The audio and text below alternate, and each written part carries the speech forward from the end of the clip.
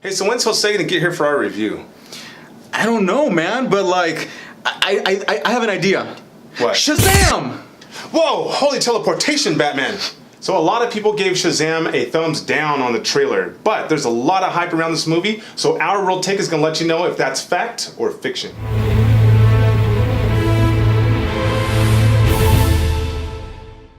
The Real Screeners are back, this time to give you our take on Shazam. And we have a special guest with us, Jose. Hey, how's it going? Welcome to the show. Thanks for having me. Shazam is directed by David F. Sandberg, the director of Annabelle Creation. This film stars Zachary Levi, Jimon Hansu, Mark Strong, Jack Dylan Granger, and Asher Angel. So the plot centers around 14-year-old Billy Batson, played by Angel, who is an orphan who gets placed in a foster home, and he's trying to find his mom. And he has a really good heart, so when Shazam, this kind of like god figure, right, perceives that this kid has such a good heart, he suddenly gets elected to be the next Shazam, the next heir to the powers of Shazam, and all of a sudden this 14-year-old kid can just say Shazam, and he turns into the adult version of himself with all of these different powers, from electricity to super, lightning speed to flying. So I thought it was an enjoyable movie, right? It wasn't anything that I hadn't seen before, but it was definitely one that you laughed out loud several times. It had a lot of heart to it, so I would say that it was better than the trailers kind of clued you into. Great humor, well-written humor. It never feels inauthentic. It's very, very believable, never corny, never forced, and I think that that is the greatest strength of this movie. It's as if DC has taken some notes from Marvel, because we know that Marvel has put out some great comedic superhero films. I found it very, very funny. It was very comedic. I especially enjoyed how it shows in truth of how, a 14-year-old kid who is just suddenly given superpowers would act. Because, it's just, if I was given superpowers at 14 years old, I wouldn't be a superhero. I'd be doing some stupid things. Yeah, like showing lightning from your hands. Yeah, exactly. Yeah. So in that way, you guys will know what I'm talking about when you watch the movie. Yeah, in that way, the movie is that's what's brilliant about the film in a way, is that it's kind of like, the Tom Hanks film Big, meets Superman in a way, meets the Goonies. Yes. This movie had like a Goonies vibe to me at times, and definitely some inspiration from Big, and I dare say there's a very specific callback to it. For me, at least, I was like, oh, that's definitely Big right there. Yeah, it reminded me of Superman 2, from anyone who remembers that movie from 1980. Okay. There were several callbacks to that, especially in the third act. And speaking of Superman, this movie was saturated with Superman and Batman callbacks. That's right. It wasn't too much to really put me off, but it was like, throwing it in your face a little bit. They're trying to make a DC universe, so sure.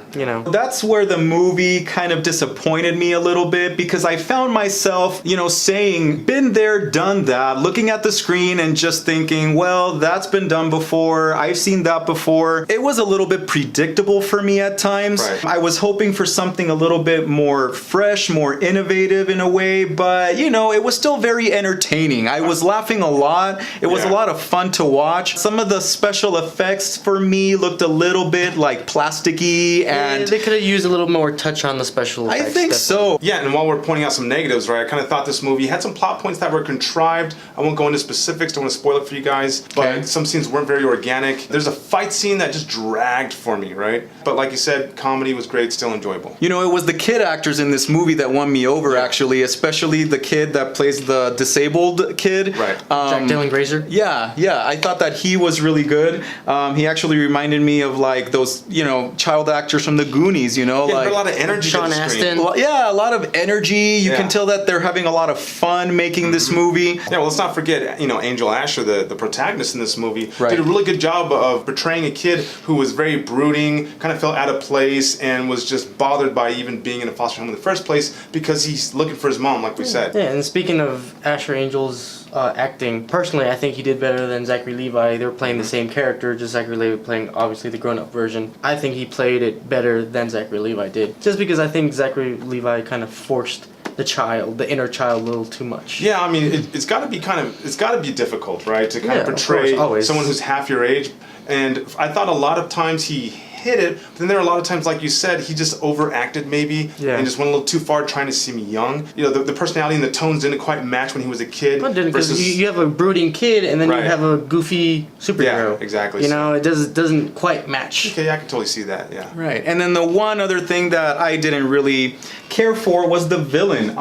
You know, honestly, like one-dimensional, you know, villain. Very cliche. Very cliched, very monotone, you know, and there are some creative aspects to the villains in this movie, and I'm not gonna elaborate more on that. It's more than one villain, but the main villain, anyway, played by Mark Strong. I mean, Mark Strong is always enjoyable as an actor, but really didn't what did you think do anything for me. Personally, like you said, it was a little stone-faced, but I think they did that on purpose, just because, you know, to counteract the silliness of the rest of the movie. So you thought it was a nice, like, contrast there? Okay. Really, I mean, I don't know. Mark Strong did a good job with what he had, but I just kind of felt like he was, like, poorly written. Yeah, and what it boils down to is, you know, where does this movie fare compared to other DC films? Well, I still like Wonder Woman more for sure. For me, it's just, like, right there with Aquaman, to be honest with you. Maybe a little bit better than Aquaman, but I don't know. I agree with you a little bit better than Aquaman. Yeah. I put it under Aquaman. Under Aquaman? Yeah.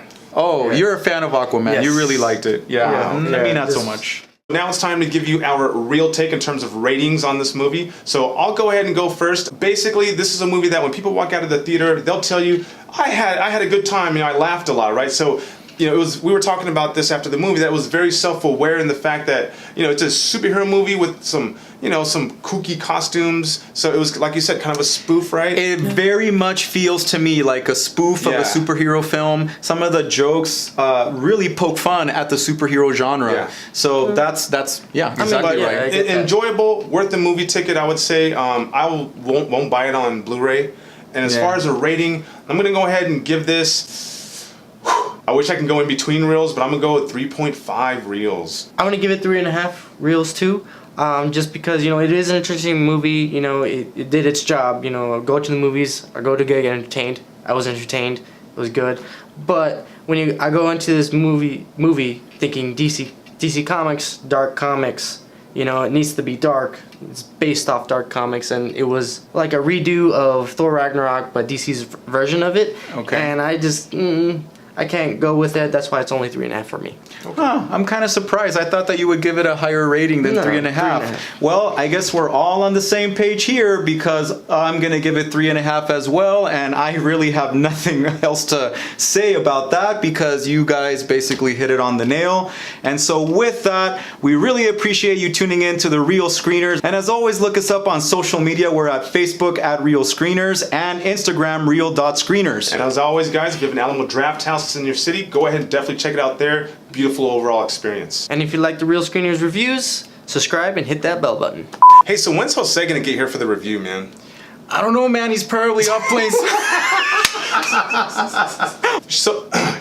Wow. So a lot of people thought the Shazam trailer looked kind of silly, and a lot of people were suspect.